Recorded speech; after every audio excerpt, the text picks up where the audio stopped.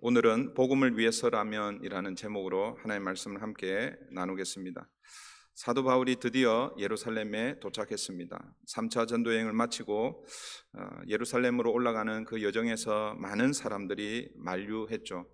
그러나 사도 바울은 그 만류에도 불구하고 예루살렘으로 향했습니다. 오늘 본문에 이제 그 예루살렘에 도착했습니다. 사도 바울이 예루살렘에 도착했을 때 형제들이 사도 바울과 그 일행들을 맞이하고 있습니다. 17절 보시면 예루살렘에 이르니 형제들이 우리를 기꺼이 영접하거늘. 형제들이 사도 바울과 일행을 영접하는데 어떻게 영접하고 있습니까?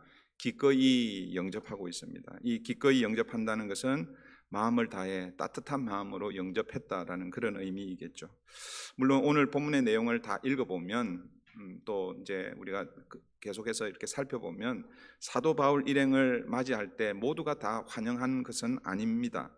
아직 오늘 본문에서도 야고보에 의하면 아직 사도 바울이 예루살렘에 도착했는지도 모르는 사람들이 태반이고, 그리고 사도 바울이 예루살렘에 왔다는 그 사실로 인해서 지금 큰 문제가 지금 사도 바울 앞에 있다라는 것을 오늘 우리 본문을 통해서 알 수 있죠.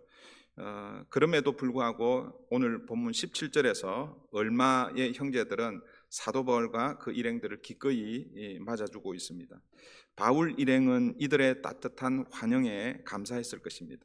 또한 자신들을 환영해주는 이들을 통해서 어쩌면 지난 3차 전도 여행 기간 동안 힘들었던 그 모든 과정들이 하나님의 위로로 그렇게 다가오지 않았을까, 그렇게 생각을 해봅니다. 여러분, 성도의 교제가 바로 이런 것이죠. 성도들이 함께 모여 또 함께 안부를 물을 때에 그때 서로 위로하고 힘을 얻는 것, 이것이 성도의 교제의 중요한 요소일 것입니다. 형제들의 환영을 받고 난 그 다음 날 사도 바울은 가장 먼저 야고보와 장로들을 만나고 있습니다. 18절 보십시오. 그 이튿날 바울이 우리와 함께 야고보에게로 들어가니 장로들도 다 있더라. 이 17절과 18절의 이 행간을 좀 이렇게 살펴보면 17절은 어떤 의미에서는 비공식적으로 사도 바울을 환영하고 있다라고 이렇게 보시는 것이 좋습니다. 그러니까 여기서 이 형제들은 어쩌면 이미 사도 바울과 안면이 터 있는, 이미 사도 바울을 잘 알고 있는, 그래서 사도 바울이 예루살렘에 온다는 소식을 먼저 듣고 이들의 일행을 환영해 주었을 것입니다. 그런 의미에서 보면 비공식적인 그런 만남, 모임이라고 이렇게 볼 수 있을 것입니다. 그런데 18절은 공식적으로 이제 예루살렘 교회의 대표자들을 만나고 있다라고 이렇게 우리가 보시면 됩니다. 그런데 여러분, 이 18절을 여러분 다시 한번 잘 보시면 예루살렘 교회의 대표자들을 공식적으로 만난다라고 그렇게 우리가 생각해 볼 때에 예루살렘 교회를 대표해서 만나고 있는 바울과 그 일행들을 맞이하고 있는 이 사람들이 누구입니까?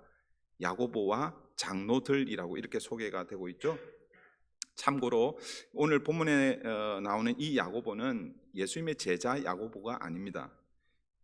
예수님의 친동생 야고보입니다. 여러분, 예수님의 제자 야고보는 이미 우리가 살펴본 대로 사도행전 16장에서 헤롯에 의해서 순교를 당했습니다. 그러니까 12사도 중에서 제일 먼저 순교를 당한 사람이 사도 야고보입니다. 그러니까 오늘 본문에 등장하는 이 야고보는 사도 야고보, 예수님의 제자 야고보가 아니라 예수님의 친동생 야고보입니다. 그런데 여러분 잘 보십시오. 이 어떤 의미에서 예루살렘 교회를 대표해서 사도 바울과 그 일행들을 맞이하고 있는데, 공식적인 자리에서 맞이하고 있는데 예수님의 제자들이 보이지가 않습니다. 어떻게 된 것일까요?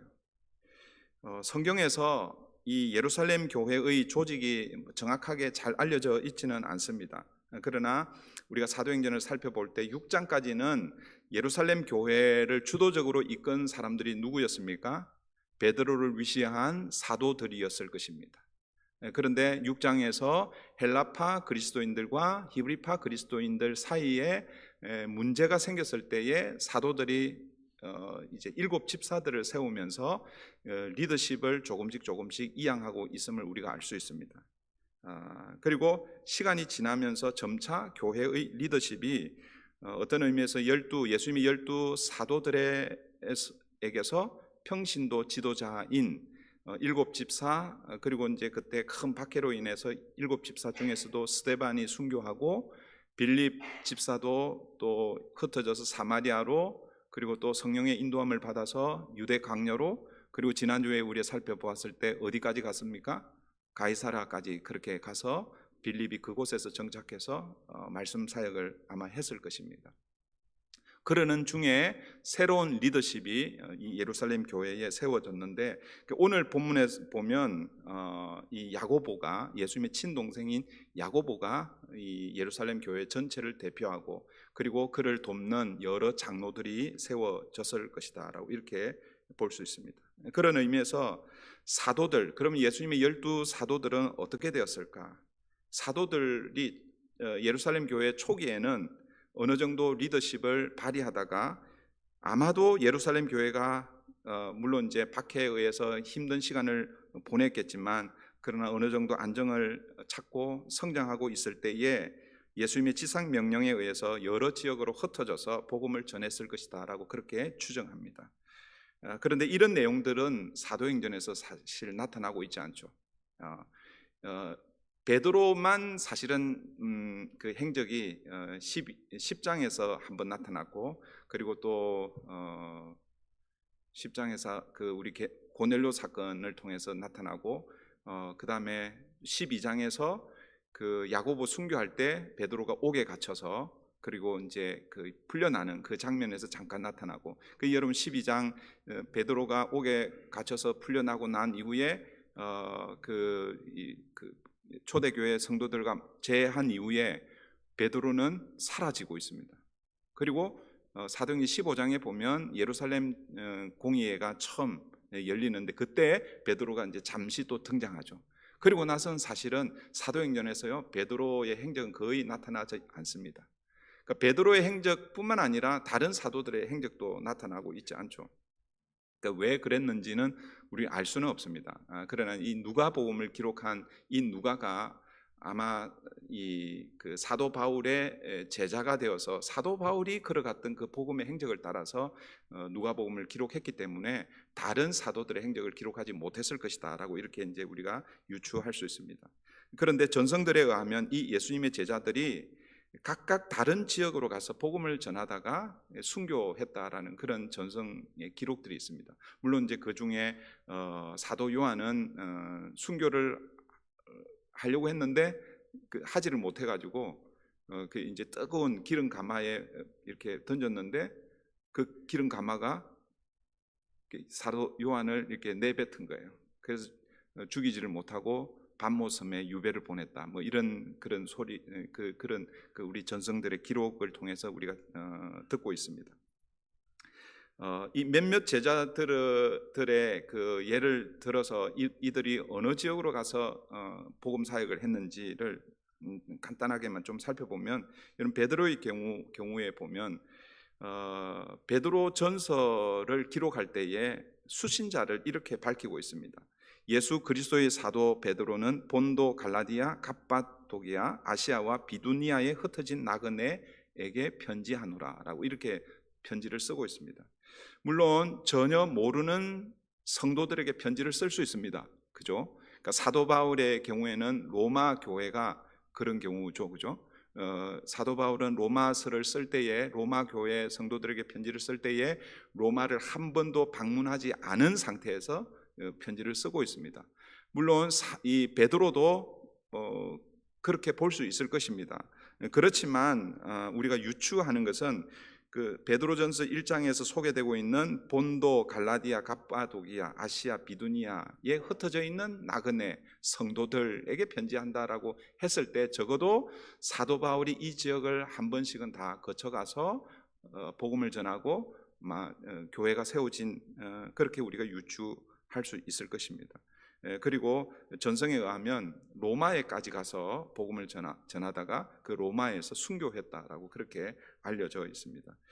그리고 여러분 고린도 교회, 고린도 전서를 보면 거기에 고린도 교회에 분파가 형성된 것을 알 수 있죠. 네 분파가 나오는데 그 중에 바울파, 아볼로파, 그 다음에 누구예요? 게바파, 그리고 그리스도파죠. 그러니까 세 번째 이 게바파가 베드로를 가리키는 것이죠. 물론 그 고린도 교회 성도들이 예수님의 12제자 중에 베드로가 수장이었기 때문에 우리는 베드로의 이름으로 모이겠다 뭐 이렇게 했을 수도 있지만, 어쩌면 베드로에게 영향을 받았던 사람들이 모였을 것이다 라고 이렇게 추정을 해볼 수 있습니다. 그런 의미에서 아마 고린도 지역 가까이에도 이 베드로가 가서 복음을 전하지 않았을까, 그렇게 우리가 유추할 수 있습니다. 여러분, 사도 요한의 경우에는 아까 제가 잠깐 말씀드렸지만 이 에베소에서, 여러분, 에베소 교회는 사도 바울이 개척을 했지만 그러나 그 이후에 사도 요한이 가서 오랫동안 목회를 한 지역이 에베소이고, 그리고 반모섬에 유배되어서 요한계시록을 또 그 계시로 받고 그 오늘 우리에게 전해주고 있죠. 그러니까 이 사도 요한도 흩어져서 복음을 전했고, 여러분, 예수님의 제자 중에 바돌로메라는 제자가 있는데 이 바돌로메는 아르메니아에 가서 아르메니안 사람들에게 복음을 전했다라는 그런 기록이 있습니다. 여러분 잘 아는 도마는 어디까지 가서 복음을 전했다는 소식을 여러분 혹시 들은 분들 계시죠? 도마는 어디까지? 인도까지 가서 복음을 전했다라는 그런 기록들이 있습니다. 여러분 한번 생각해 보십시오. 예루살렘 교회가 만약에 지도자들을 세운다면 가장 유력한 지도자들은 누가 되어야 할까요? 물론 이제 초대교회, 그러니까 처음 시작할 때는 12사도들이 물론 주도적인 역할을 했습니다. 그러나 계속해서 그 교회가 리더십을 가지고 그 교회, 예루살렘 교회를 계속해서 목회하려고 하면 예수님의 제자들이 번갈아 가면서 하든지 아니면 뭐 일정한 어떤 그런 리더십을 가지고 그렇게 하는 것이 가장 어떤 의미에서는 이 정확, 뭐랄까요, 그게 가장 좋은 그런 방법일 수 있습니다. 그런데 여러분, 오늘 본문에 보면 예루살렘 교회의 지도자들은 예수님의 제자들이 아니고 야고보와 장로들이라고 그렇게 소개가 되고 있습니다. 제자들은 처음에는 예수님께서 지상명령, 예루살렘과 온 유대와 사마리아와 땅끝까지 이르러 내 증인이 되라라는 그 말씀을 처음에는 잘 이해하지 못했을 수 있습니다. 그런데 예루살렘에 박해가 일어나고 그리고 성도들이 흩어질 때에 복음이 함께 전해지고, 그러면서 교회가 더, 박해 앞에서 교회는 더 왕성해져가는, 복음이, 말씀이 더 왕성해져가고 교회는 더 든든하게 세워져가는 것을 보면서 이 사도들도 주님이 말씀하신 이 말씀이 바로 이런 것이구나, 그러면서 아마 각자 지역으로 흩어져서 복음을 전하지 않았을까, 그렇게 우리가 이 18절 이 행간을 통해서 유추해 볼 수 있다라는 것이죠. 오늘 본문에서 이 사도 바울이 전도 여행을, 3차 전도 여행 보고를 하는데 사도들에게 하고 있는 것이 아니라 지금 현재 예루살렘 교회 리더인 야고보와 장로들에게 하고 있습니다. 사도 바울은 그들에게 그동안의 사역에 대한 보고를 합니다. 그런데 그 보고에서 가장 중요한 핵심은 사역의 주체가 누구인지를 사도 바울은 분명하게 밝히고 있습니다. 19절 보십시오. 바울이 문안하고 하나님이 자기의 사역으로 말미암아 이방 가운데서 하신 일을 낱낱이 말하니. 그러니까 사도 바울이 그간의 전도 여행을 보고하는데 어떻게 보고하고 있습니까? 하나님이 하신 일을 낱낱이 보고하고 있습니다. 누구를 통해서요? 자기의 사역으로 이방 가운데서 이루신 그 일이라는 것이죠. 여러분, 우리는 가끔씩 이런 얘기를 많이 합니다. 교회도 그렇고 또 목회자들도 그렇고 또 여러분 성도들 가운데서도 이런 얘기를 많이 하죠. 어떻게 얘기하냐면요, 하나님이 도와주셔서 이 일을 이루셨습니다 라고 이렇게 얘기하는 거예요. 근데 그게 잘 보시면요, 그 일을 누가 이룬 거예요? 내가 이룬 거예요. 내가 주체가 되는 거예요. 내가 주체가 되고 하나님은 뭐예요? 보조적인 역할을 하는 것이죠. 내가 주체가 되고 하나님이 나를 도와서 이 일을 이루었다라는 것이죠. 교회도 그렇게 할 수 있고 여러분들도 그렇게 할 수 있다라는 것입니다. 물론 이게 말장난처럼 들릴 수는 있지만 그냥 분명하게 우리가 이 부분을 짚고 넘어가야 합니다. 오늘 본문에서 사도 바울은요, 자기는 단지 하나님이 하시는 일의 통로로 사용되었을 뿐이라는 것입니다.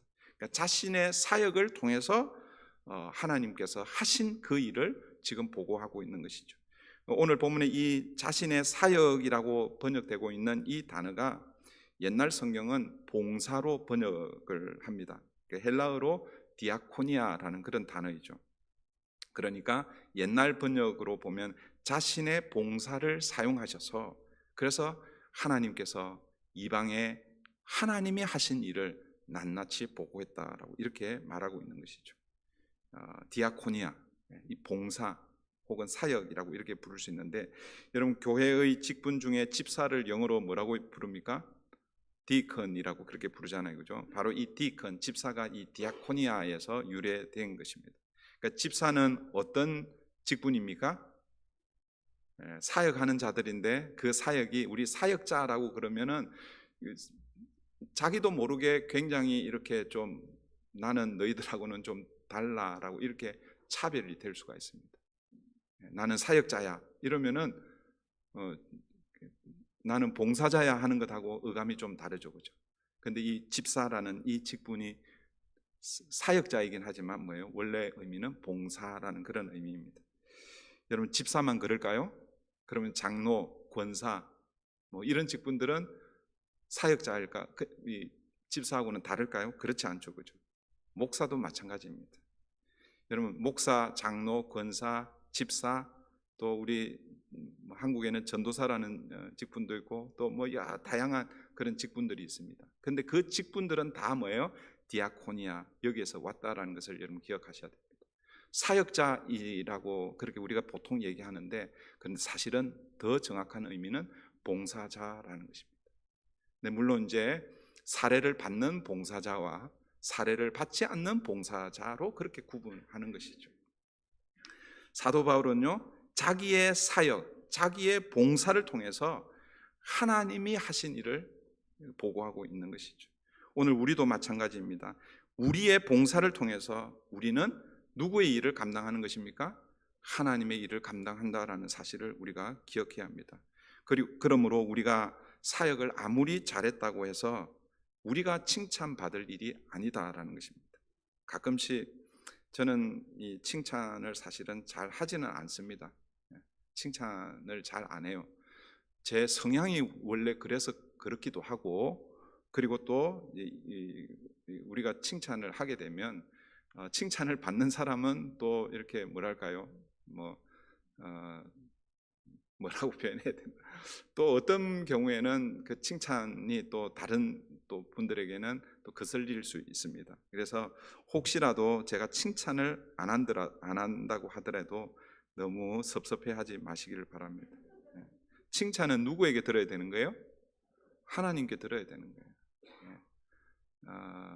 그 우리 달란트 비유에서 주인이 칭찬하는 거예요. 잘하였도다, 충성된 종아, 네가 작은 일에 충성하였으니 큰 것으로 주님이 보상해 주시는. 저는 제가 뭐 사실은 우리 교회 제가 창립 기념주일 날 똑같은 설교를 제가 하면서 그때 예수님이 주인 되는 교회 그 설교에서 1년에 한 번씩은 제가 그렇게 얘기하죠. 우리 교회 담임 목사는 누구입니까? 그렇게 질문하잖아요, 그죠? 우리 교회 담임 목사는 누구입니까? 예, 그러니까 다르게 표현하면 우리 교회 주인은 예수님이십니다. 제가 명칭은 시니어 패스터, 담임 목사, 리드 패스터로 있지만, 그러나 저는 늘 언제나 부목사 같은 그런 마음으로 목회하려고 하는데, 근데 그게 잘 안 되죠, 그죠? 그게 또 인간의 마음이 아닌가 생각이 듭니다. 어쨌든 여러분, 제가 주인이 아닙니다. 그래서 저로부터 여러분 칭찬을 받으려고 그렇게 하지 마십시오. 주인이신 주님으로부터 칭찬받는 저와 여러분 되면 좋겠습니다. 우리는 다 뭐예요? 하나님의 도구로, 통로로 봉사하는 봉사자입니다. 내 부족한 우리를 하나님이 사용하셔서 주님의 몸된 교회를 섬기게 하신 것, 이게 얼마나 귀하고 감사한 일인지. 그래서 그것을 통해서 하나님께 영광 돌리는 것, 이것이 뭐예요? 우리가 할 일입니다. 그래서 사도 바울의 이 보고를 들은 야고보와 장로들이 어떻게 반응하고 있습니까? 20절 보십시오. 그들이 듣고 하나님께 영광을 돌리고. 수고는 누가 했습니까? 사도 바울이 했죠. 봉사는 누가 했어요? 사도 바울이 했습니다. 그러면 사도 바울 지난 몇 년 동안 참 수고 많았습니다 라고 이렇게 칭찬할 수 있잖아요, 그죠? 그런데 그 모든 보고를 다 듣고 야고보와 장로들이 어떻게 보면 예루살렘 교회가 누구에게 영광을 돌리고 있습니까? 하나님께 영광을 돌리고 있습니다. 이것이 사역자들의 자세이어야 합니다. 아니, 사역자들뿐만 아니라 우리 모든 성도들이 가져야 할 자세라는 것이죠. 사랑하는 성도 여러분, 저와 여러분, 우리 브릿지 교회가 이런 자세로 주님의 몸된 교회, 우리 성도들을 섬기고 또 주님의 뜻을 이루어 드리는 우리 교회 되기를 소원합니다. 오늘 본문은요, 여기까지 딱 보면 딱 좋은데, 그런데 이어지는 본문을 보면 이 까딱 잘못하면 사도 바울과 예루살렘 교회에 큰 문제가 생길 수 있는 그런 내용이죠.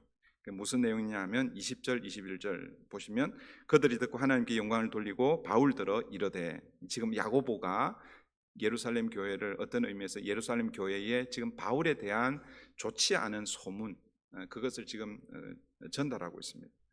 이르되 형제여, 그대도 보는 바에 유대인 중에는 믿는 자 수만 명이 있으니, 지금 예루살렘 교회에 하나님을 믿는 사람들이 수만 명이 있다는 거예요. 이게 엄청난 부흥이죠, 그죠? 그런데 그 중에서 거의 대부분 이 예루살렘 교회는 유대인 그리스도인들이라는 거예요. 그 유대인 그리스도라는 것은 오랜 그 구약 전통에 물들어 있었던 그 율법을 강조하고 했던 그런 사람들이라는 것이죠. 그런 사람들을 이렇게 소개하고 있습니다. 다 율법의 열성을 가진 자라. 그러니까 율법에 아주 열심을 가지고 있는 사람들이라는 거예요. 그러니까 예루살렘 교회 안에 이 유대인들 중에서 율법을 놓지 못하는 그런 사람들이 있다라는 것이죠. 21절, 내가 이방에 있는 모든 유대인을 가르치되 모세를 배반하고 아들들에게 할례를 행하지 말고 또 관습을 지키지 말라 한다 함을 그들이 들었도다. 그러니까 야고보가 이 사도 바울의 보고를 듣고 하나님께 영광을 돌린 이후에 예루살렘 교회 성도들이 바울에 대해서 오해하고 있는 것을 지금 알려주고 있는 것입니다. 그 오해의 내용이 무엇입니까? 지금 사도 바울이 1차, 2차, 3차 전도 여행을 통해서 이방인들에게 복음을 전할 뿐만 아니라 디아스포라 유대인들, 그러니까 오늘 우리와 같은 이민자, 그러니까 예루살렘에서만 살지 않고 유대 땅에서만 살지 않고 다른 이방 지역에 살고 있는 그 디아스포라 유대인들에게 복음을 전하는데, 그런데 어떤 소문이 들리냐면 그들에게 복음을 전할 때 모세를 배반하고, 이 모세를 배반한다라는 이 말은 모세 그러면 뭐를 연상해야 됩니까? 율법을, 모세 그러면 율법 이렇게 돼야 되죠, 그죠? 그런데 모세를 배반했다라는 것은 모세가 전해준 그 율법에 반하는 내용을 가르쳤다라는 이런 의미이죠. 그리고 그 내용 중에 중요한 것이 자녀들에게 할례를 행하지 말고, 그리고 모세 율법에 나타나는 여러 가지 전통과 관습을 지키지 말라라고 그렇게 가르친다는 그 소문이 누구에게 들린다는 거예요? 지금 예루살렘에 있는 유대인 그리스도인들이 그런 소문을 들었다라는 거예요. 그래서 벼르고 있다는 것이죠. 쉽게 얘기하면, 그래 사도 바울 예루살렘에 오기만 해봐라, 우리가 가만두지 않겠다, 이런 마음으로 지금 사도 바울을 기다리고 있다, 이런 의미입니다. 예루살렘에 있는 유대인 그리스도인들이 사도 바울에 대해서 이렇게 오해하고 있는 것, 사실은 이게 전혀 근거 없는 것은 아닙니다, 여러분. 왜냐하면 사도 바울의 편지를 우리가 읽다가 보면 그러니까 유대인 입장에서 오해할 수 있는 그런 내용들이 사실은 분명히 있습니다. 어떻게 보면 좀 많이 있다라고 생각될 수 있죠. 그러니까 예를 들어서 로마서 2장 28절을 보시면 이렇게 말씀하고 있습니다. 무릇 표면적 유대인이 아니요. 이 표면적 유대인이라는 것은 혈통으로 유대인은 다 유대인이라고 생각하잖아요, 그죠? 그런데 사도 바울은 표면적으로 혈통으로 아브라함의 후손이라고 해서 다 유대인이 아니다라는 거예요. 그러면서 이렇게 얘기합니다. 육신의 할례가 아니니라라고 이렇게 얘기합니다. 고린도전서 7장 19절에서도 할례 받는 것도 아무것도 아니요. 그러니까 할례에 대해서 매우 무시하듯, 그러니까 육체의 할례를 받는 것을 매우 무시하듯 그렇게 말씀하고 있습니다. 그리고 골로새서 2장 16절 17절을 보시면 그러므로 먹고 마시는 것과 절기나 초하루나 안식일을 이유로 누구든지 너희를 비판하지 못하게 하라. 이것들은 장래일의 그림자이나 몸은 그리스도의 것이니라. 율법에서 지키라고 하는 절기 전통들이 있잖아요, 그죠? 근데 사도 바울은 이 지금 골로새 교회 성도들에게 편지를 하면서 이렇게 얘기하는 거예요. 그런 것들은 다 장래의 일에, 그러니까 장차 나타날 일의 그림자라는 거예요. 분명히 율법에서 유월절 절기를 지키고 유월절을 지킬 때 어떻게 음식을 먹고 또 잔을 들고 하는 이런 전통들이 있지만, 그리고 초하루, 안식일 뭐 이런 이 율법에서 말하고 있는 그런 게 있지만, 그러나 그것은 다 뭐예요? 그림자라는 거예요. 진짜가 오면 사실은 그것은 의미가 없다 그러면은 또 오해할 수 있는데, 그게 진짜가 아니라는 거예요. 그러니까 진짜가 오기 전까지는 그것을 철저하게 지켜야 되지만, 그러나 진짜가 왔을 때는 뭐예요? 그것들을 더 중요하게 여기면 안 된다라는 것이죠. 그래서 혹시라도 다른 누군가가 왜 당신은 안식일을 지키지 않습니까? 왜 유월절 식사를 이렇게 하지 않습니까? 혹은 초하루 이런 여러 가지 절기들을 율법에서 가르치고 있는 그 절기들을 지키지 않습니까? 라고 그렇게 얘기할 때 그런 사람들이 그런 비판을 하지 못하도록 그렇게 지금 권면하고 있는 것입니다. 무슨 얘기냐면 이런 가르침들을 보면 사도 바울은 마치 모세를 배반하는 것처럼, 그래서 할례를 무시하고 유대인들이 오랫동안 지켜왔던 전통들을 무시하는 것처럼 그렇게 보여지기도 한다라는 것이죠. 예루살렘에 있는 유대 그리스도인들이 충분히 오해할 만하다라는 것입니다. 그러나 여러분, 정말 사도 바울이 율법을 지키지 말라고 한 것인가? 할례를 받지 말라고 한 것인가? 그렇지는 않습니다. 바울은요, 유대인들은 할례를 받을 수 있다라고 그렇게 얘기하고 있습니다. 그래서 여러분, 우리가 이미 살펴보았지만 사도행전 16장에 사도 바울이 2차 전도 여행 때 누구를 데려가려고 합니까? 아들과 같은 디모데를 데려가려고 하잖아요. 근데 그 2차 전도 여행에 조인시키기 전에 사도 바울은요, 디모데에게 뭘 행하게 합니까? 직접 할례를 행했습니다. 그러니까 사실은 할 필요가 없지만, 그러나 뭐예요? 복음을 전하는데 도움을, 오히려 디모데인 경우에는 할례를 받는 것이 도움이 되기 때문에 디모데에게 할례를 행했습니다. 다른 사람에게 맡겨서 한 게 아니에요. 본인이 직접 그렇게 할례를 행하고 있죠. 그리고 그 사도 바울 자신도, 여러분 제가 몇 장인지 정확하게 기억을 못 하겠는데 2차 전도 여행을 마치고 아마 고린도에서, 여러분 기억나시죠? 그죠? 고린도에서 고린도의 그 내항인 그 갱그리아 항구에서 이제 2차 전도 여행을 마치고 돌아갈 때에 거기서 뭐 했어요? 제가 우리 2023년 마지막 그 주일, 송년주일 날 그때 설교했던 그 본문인 것 같은데, 갱그레아에서 뭘 했어요? 그 전에 서원을 했었는데, 나시린 서원을 했는데, 그 나시린 서원이 끝났기 때문에 나시린 서원을 하면, 이 나시린 서원은요 크게 두 가지 종류가 있습니다. 첫 번째는 태어나면서부터 나시린으로 구별되는 사람들이 있습니다. 그 사람들은 죽을 때까지 나시린으로 그렇게 살아야 돼요. 그래서 나시린의 금하는 세 가지가 있잖아요, 그죠? 독주를 금하고, 그리고 또 그 부정한 것을 만지면 안 되고, 그 대표적인 사람들이 제사장, 레위 지파의 제사장들이죠. 그래서 죽은 시체 이렇게 만지면 안 되는 거예요. 그리고 하나가 뭐예요? 삭도를 그러니까 이 머리 털을 자르면 안 되는 거예요. 이게 나시린의 지켜야 할 규례입니다. 그런데 태어나면서 나시린인 사람들도 있지만, 이 사람들은 평생을 그렇게 해야 되지만, 그렇지 않고 이 나시린이라는 것은 자기를 구별한다라는 이런 의미가 있거든요. 그러니까 예를 들면 오늘 만약에 그걸 우리에게 적용하면, 우리가 지금 사순절 기간을 보내잖아요, 그죠? 사순절이 시작될 때 나름대로 여러분들이 서원을 하는 거예요. 내가 평소에는 이런 것을 좋아했는데 사순절 기간에는 이런 것들을 하지 않겠다. 그렇게 이제 작정하고 그렇게 이제 보내는 것이죠. 나시린이라는 그 서원 중에 일반인이 그렇게 할 수 있다라는 거예요. 그래서 사도 바울이 그 나시린 그 서원을 하고, 그 갱그레아에서 나시린 서원이 끝날 때 머리를 자르거든요. 그래서 사도 바울이 그렇게 안 해도 되는데 뭐예요?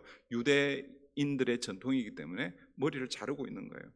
그러니까 사도 바울이 우리는 마치 율법을 무시하는 것처럼 보여질 수 있지만, 그러나 실제 사도 바울은요, 율법을 존중하고 있다는 것을 알 수 있습니다. 고린도전서 7장 18절을 보셔도 할례자로서 부르심을 받은 자가 있느냐? 무할례자가 되지 말며라고 이렇게 말씀합니다. 여러분, 여기서 할례자로 부르심을 받은 자들이 누구입니까? 유대인들을 가리키잖아요. 유대인들은 할례자로 부르심을 받은 자들입니다. 그런데 그 유대인들을 향해서 뭐라고 얘기하냐면 무할례자가 되지 말라라고 얘기합니다. 너희들이 복음을 받았다고 해서 할례를 안 해도 되지만, 그러나 오랫동안 내려온 전통이기 때문에 무할례자처럼 그렇게 하지 말고 할례를 받으라라는 그런 의미죠.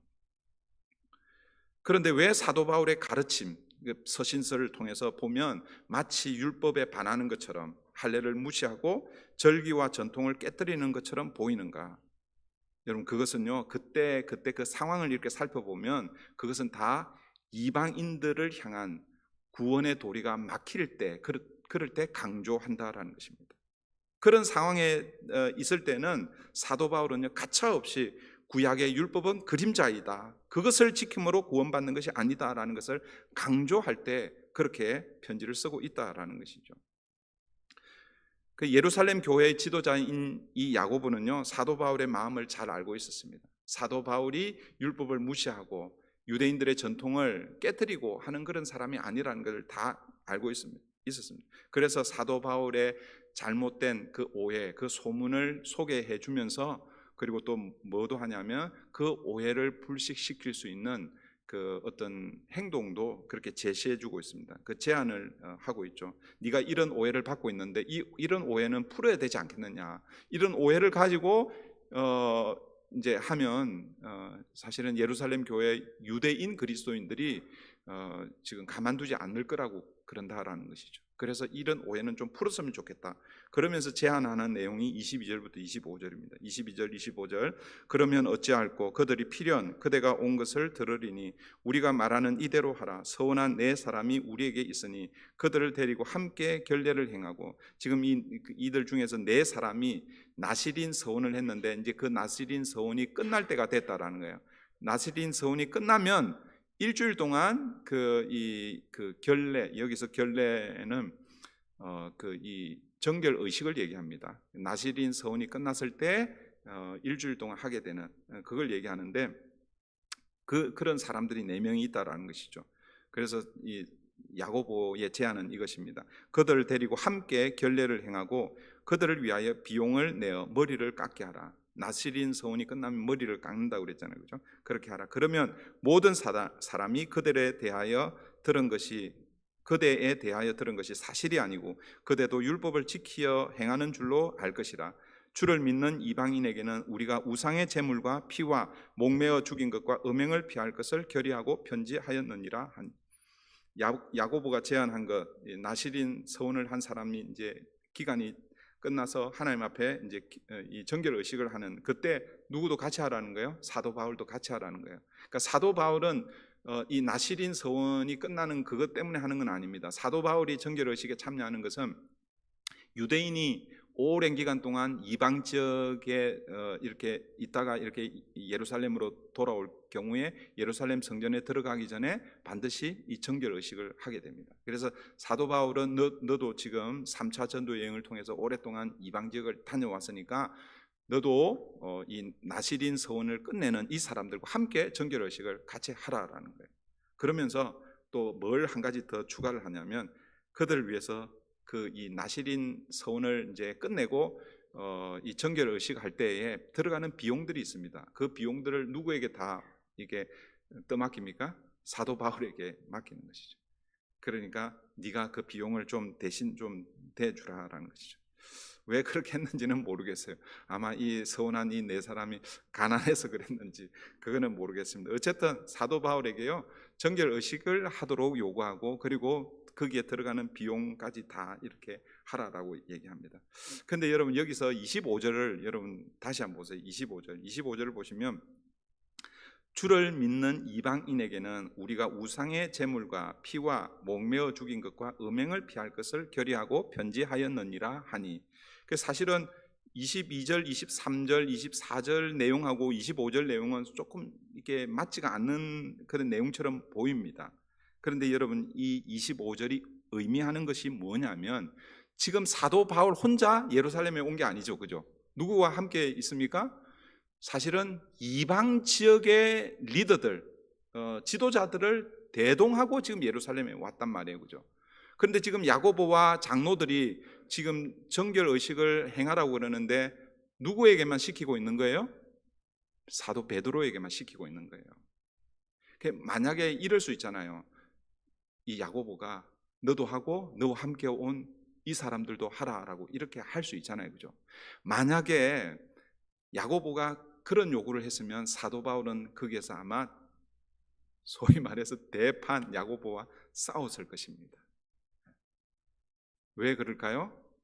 이방인 그리스도인들은 유대인들이 오랫동안 지켜왔던 그 전통을 지키지 않아도 된다라는 것을 이미 뭐예요? 사도행전 15장 예루살렘 공회에서 결정을 했기 때문에, 그래서 지금 25절 이 말씀을 언급하고 있는 거예요.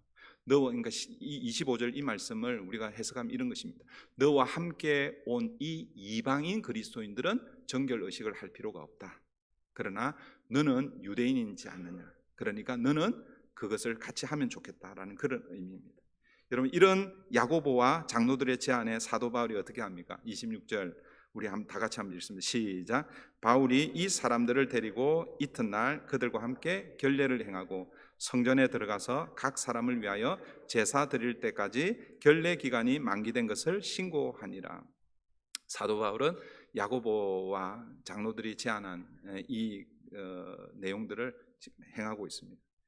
여러분, 사도 바울의 입장에서요, 사실은 이것을 순종하는 것이 결코 쉬운 일은 아니었을 것입니다. 여러분, 당시에 나실인 한 사람이 결례를 행하는 이 정결 의식을 행하는데 들어가는 비용이 상당했다고 그래요. 적은 게 아니라는 거예요. 그러니까 하루 하고 끝나는 게 아니라 일주일 동안 그 정결 의식을 치르는데 번제물, 그러니까 이 정결 의식 가운데 그 제사를 여러 번 드리는 거예요. 번제 제사를 드려야 되고, 속죄 제사를 드려야 되고, 화목 제사를 드려야 되고, 그리고 뭐 거기에 들어가는 것들이 많아요. 그래서 번제물로는 1년 된 흠 없는 수양 하나, 속죄물로는 1년 된 흠 없는 암양 하나, 화목제물로는 흠 없는 수양 하나와 무교병 한 강주리, 고운 가루에 기름 섞은 과자들, 기름 바른 무교 전병, 소제 또 제사를 드는 소제물로는 소제물들과 전제물들, 이런 것들을 이렇게 한 사람에게 필요한 이런 비용들을 다 해야 된다라는 거죠.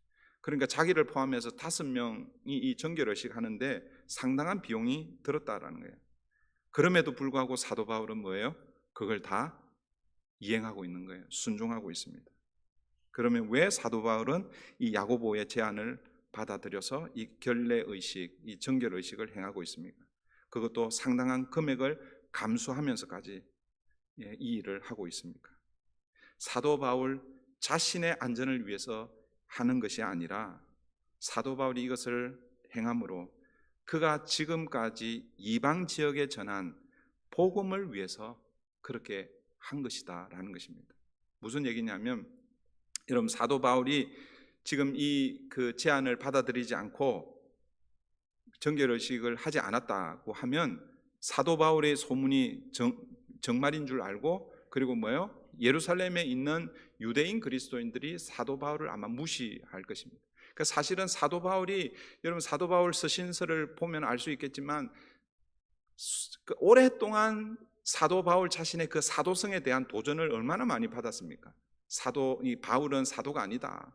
우리가 사도로 믿고 사도로 따르는 사람들은 예수님이 12사도 외에는 사도가 아니다라고 이런 그런 도전을 많이 받았잖아요. 그죠? 그 말은 사도가 아니라는 그 도전은 어떤 의미로 연결이 되냐면, 그러니까 바울이 사도가 아니기 때문에 바울이 전한 복음은 정통성 있는 복음이 아니다라는 것이죠. 그러니까 자신의 사도성이 무너지면 자기가 지금까지 이방 지역에 전했던 그 복음이 무너지는 것이죠. 그래서 사도 바울은 사실은 무리한 요구처럼 보이는 이것을 이행하고 있는 것입니다. 사도 바울은요, 자신이 행한 이 정결 의식은 지금 은혜의 복음 시대에는 아무런 소용이 없다는 것을 잘 알고 있었습니다. 그럼에도 불구하고 그것을 수용한 것은 유대인들에게 불필요한 오해를 사지 않기 위해서 그렇게 한 것이죠. 아까 금방 말씀드린 대로 자신이 오해를 받고 배척을 당하면 자신이 이방 지역에 전한 복음도 배척을 당하기 때문에 그것이 염려되어서, 다르게 표현하면 복음을 위해서라면 자기의 손해도 감수하고 있다라는 것입니다. 사랑하는 성도 여러분, 이제 말씀을 맺습니다. 사도 바울의 입장에서 오늘 본문을 보면요, 조금 억울할 수 있잖아요, 그죠? 아니, 많이 억울할 수 있습니다. 지난 1차, 2차, 3차 그 전도 여행을 통해서 수많은 박해와 죽음의 고비를 당하고, 그렇게 해서 이제 3차 전도 여행을 끝내고 이렇게 돌아왔는데, 그에게 돌아오는 것은 형제들의 환영은 있었지만 그 형제들은 비공식적인 환영이라고 그랬잖아요. 그런데 도리어 많은 사람들이 이미 예언된 대로 결박과 환난이 마치 기다리는 거죠. 그런 차원에서 보면 사도 바울이 좀 억울해할 수 있습니다. 그러나 여러분, 사도 바울은 한마디도 변명하지 않고 야고보의 제안을 그대로 순종하고 있습니다. 왜 그랬겠어요? 사도 바울은 본질, 구원의 도리에 대해서는 생명을 걸고 지켜냈지만, 그러나 비본질, 절기를 지키고 음식을 먹는 거, 먹지 않는 거, 이런 것은 비본질적인 구원과 상관없는 문제이기 때문에 자신의 손해를 감수하면서까지 한없이 어떤 의미에서는 자기를 낮추고 있다라는 것입니다. 이것이 성숙한 그리스도인의 모습인 것입니다. 여러분, 사람들이 모이는 곳에는 오해가 생기게 마련이죠. 거짓 소문이 돌기도 하고, 여러분, 한국에 요즘 제일 문제가 가짜 뉴스거든요. 또 미디어가 발달하다 보니까 이 가짜 뉴스가요, 이게 뭐 얼마나, 또 옛날에는 뭐 예를 들어서 그 가짜 뉴스가 퍼지는 속도가 뭐 예를 들어서 뭐 마일로 따지면은 10마일, 20마일인데 요즘은 뭐 80마일, 100마일 그런 속도로 퍼져 나가잖아요. 그런데 안타깝게도 세상에서만 그런 오해, 또 가짜 뉴스, 이런 가십들이 생기는 것이 아니라 교회에서도 생길 수 있다라는 것이죠. 아니, 생길 수 있다가 아니라 생기고 있죠, 그죠? 별것 아닌 것 같은데, 그런데 어떤 사람에게는 그게 별거가 되는 거예요. 별게 되는 거예요. 아무 생각 없이 던졌던 말이 어떤 사람에게는 그게 비수가 되어서 돌아오기도 하고, 그것 때문에 서로 오해하고 또 관계가 깨어지고. 오늘 본문을 우리가 함께 기억하면 좋겠습니다. 사랑하는 성도 여러분, 사도 바울은요, 복음, 본질을 위해서라면 비본질, 하지 않아도 아무 상관없는 정결의식을, 자기의 손해를 기꺼이 희생하면서도 비본질의 문제, 본질을 지키기 위해서 비본질의 문제를 기꺼이 행하고 있다는 것. 우리에게도 이런 자세가 필요합니다.